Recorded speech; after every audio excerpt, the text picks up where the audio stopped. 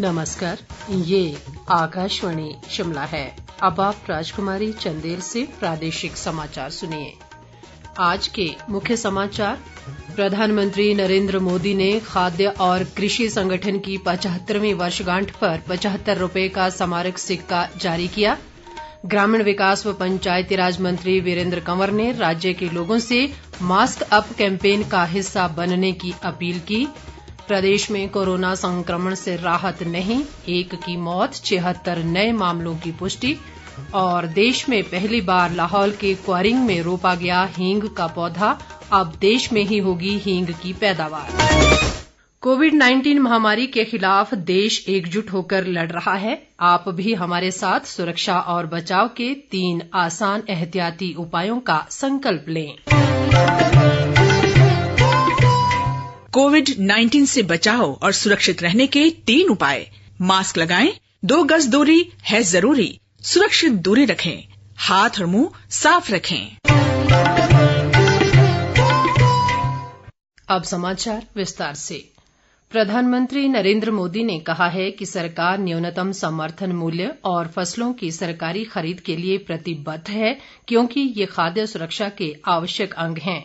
विश्व खाद्य दिवस पर आयोजित कार्यक्रम में भाग लेते हुए उन्होंने आज खाद्य व कृषि संगठन FAO के 75वें स्थापना दिवस के अवसर पर 75 रुपए मूल्य का एक स्मारक सिक्का जारी किया। प्रधानमंत्री ने हाल ही में 8 फसलों की 17 विकसित किस्मों को राष्ट्र को समर्पित किया। विश्व खाद्य दिवस के अवसर पर लोगों को बधाई देते हुए प्रधानमंत्री ने कहा कि खाद्य क्रांति की दिशा में सरकार के प्रयासों में देश का किसान महत्वपूर्ण स्तंभ है। उन्होंने कहा कि कोरोना वायरस महामारी के दौरान देश में खाद्य आपूर्ति बनाए रखने में किसानों ने महत्वपूर्ण भूमिका निभाई है। इस बीच मुख्यमंत्री जयराम ठाकुर ने प्रधानमंत्री नरेंद्र मोदी को विश्व खाद्य दिवस के मौके पर 75 रुपए का स्मारक सिक्का जारी करने पर बधाई दी है। उन्होंने कहा कि ये सिक्का भारत के FAO के साथ लंबे समय से चले आ रहे संबंधों को दर्शाता है। ग्रामीण विकास व पंचायतीराज मंत्री वीरेंद्र कंवर ने राज्य के सभी लोगों से मास्क अप कैंपेन का हिस्सा बनने की अपील की है। उन्होंने कहा कि जब तक कोरोना महामारी के इलाज की कोई दवा नहीं मिलती, तब तक मास्क ही सुरक्षित रहने का सबसे कारगर उपाय है। वीरेंद्र कंवर ने कहा कि स्वयं व अपने परिवार को कोरोना वायरस से सुरक्षित रखने के लिए घरों से बाहर निकलते समय फेस कवर का उपयोग कर केंद्र सरकार के मास्क अप अभियान का हिस्सा बने। उन्होंने कहा कि लोगों को सार्वजनिक स्थानों पर सामाजिक दूरी सुनिश्चित करना चाहिए और कम से कम 20 सेकंड तक अपने हाथों को नियमित अंतराल पर धोना चाहिए। उद्योग मंत्री बिक्रम ठाकुर ने कहा है कि प्रदेश सरकार मानवीय मूल्यों पर कार्य करने वाली सरकार है। उन्होंने कहा कि गांवों के मूलभूत ढांचे को सुदृढ़ करना, प्रत्येक गांव को सड़क से जोड़ना और किसानों के हितों को ध्यान में रखना सरकार की प्राथमिकता है। बिक्रम ठाकुर आज जसवां परागपुर के दोदरा में विभिन्न कार्यों के शिलान्यास के बाद एक जनसभा को संबोधित कर रहे थे। बाद में उन्होंने डाडासीबा में रोगी कल्याण समिति की बैठक की अध्यक्षता भी की और कहा कि समिति का पैसा रोगियों की सुविधा पर ही खर्च होगा। इस मौके पर समिति ने चालू वित्त वर्ष के लिए 25 लाख रुपए का बजट भी पारित किया। विधानसभा उपाध्यक्ष हंसराज ने कहा है कि प्रदेश सरकार राज्य के अनुसूचित जाति वर्ग के कल्याण के लिए वचनबद्ध है। हंसराज आज चंबा में अनुसूचित जाति उपयोजना के तहत जिले में चल रहे विकास कार्यों की समीक्षा बैठक के बाद पत्रकारों से बातचीत कर रहे थे। उन्होंने अधिकारियों को सरकार द्वारा इस वर्ग के कल्याण के लिए चलाई जा रही योजनाओं का लाभ पात्र लोगों तक पहुंचाना सुनिश्चित करने को कहा। हंसराज ने ये भी कहा कि निर्धारित लक्ष्यों को तय समय सीमा के भीतर पूरा किया जाएगा। उन्होंने कहा कि अनुसूचित जाति उपयोजना के तहत इस वर्ष जिले में 79 करोड़ रुपए खर्च किए जा रहे हैं।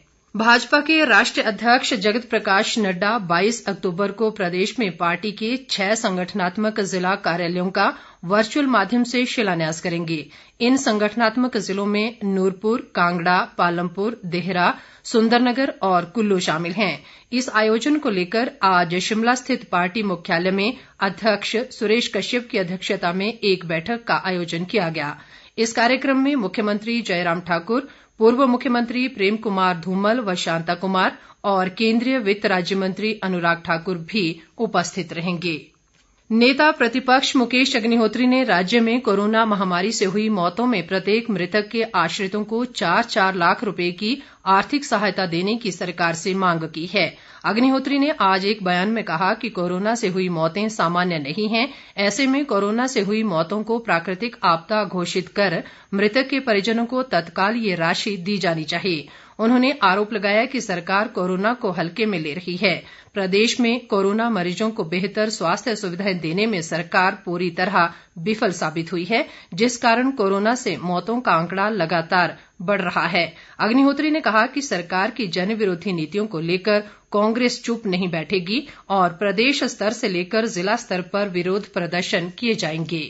प्रदेश में कोरोना पॉजिटिव मामलों में बढ़ोतरी लगातार जारी है।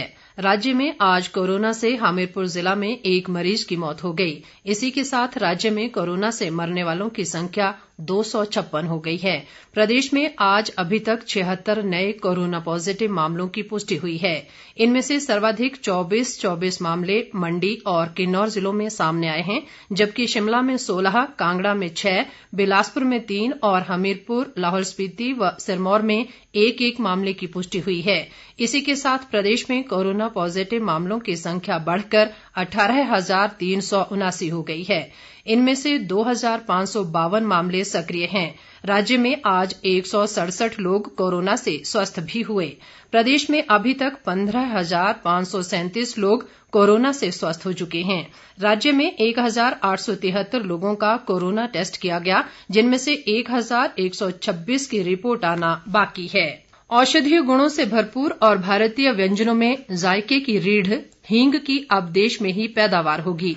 समुद्र तल से 11,000 फुट की ऊंचाई पर लाहौल घाटी के क्वारिंग गांव में आज देश का पहला हींग का पौधा रोपित किया गया। ये पौधा हिमालयन जैव संपदा प्रौद्योगिकी संस्थान पालमपुर के निदेशक डॉक्टर संजय कुमार ने जिला परिषद के पूर्व उपाध्यक्ष रिंगजिन हायरप्पा के खेत में रोपित किया। ट्रायल के तौर पर लाहौल घाटी में फिलहाल केवल 7 किसानों को हींग पौधे वितरित किए गए हैं। डॉक्टर संजय कुमार ने कहा कि देश में अभी तक हींग की खेती नहीं होती है, लेकिन अफगानिस्तान से हींग के बीज लाकर संस्थान ने यहां के मौसम के अनुकूल पौधा तैयार किया है। उन्होंने कहा कि देश में सालाना 1,200 टन हींग की खपत होती है। हींग की फसल 5 साल में तैयार होती है। आश्विन नवरात्रे कल से आरंभ हो रहे हैं। नवरात्रों को लेकर प्रदेश में सभी तैयारियां पूरी कर ली गई हैं और राज्य के तमाम शक्तिपीठों तथा बड़े मंदिरों सहित अन्य देवालयों को विशेष रूप से सजाया गया है। मंदिरों में रंग बिरंगी रोशनियों का विशेष प्रबंध किया गया है। कोरोना महामारी के बीच आयोजित होने जा रहे नवरात्रे पर्व के दौरान कोरोना संक्रमण को रोकने के सभी छोटे बड़े मंदिरों में विशेष इंतजाम किए गए हैं।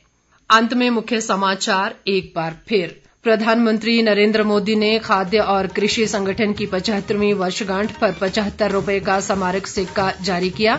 ग्रामीण विकास व पंचायती राज मंत्री वीरेंद्र कंवर ने राज्य के लोगों से मास्क अप कैंपेन का हिस्सा बनने की अपील की। प्रदेश में कोरोना संक्रमण से राहत नहीं, 1 की मौत, 76 नए मामलों की पुष्टि। और देश में पहली बार लाहौल के क्वारिंग में रोपा गया हींग का पौधा, अब देश में ही होगी हींग की पैदावार। इसके साथ ही ये समाचार बुलेटिन समाप्त हुआ। नमस्कार।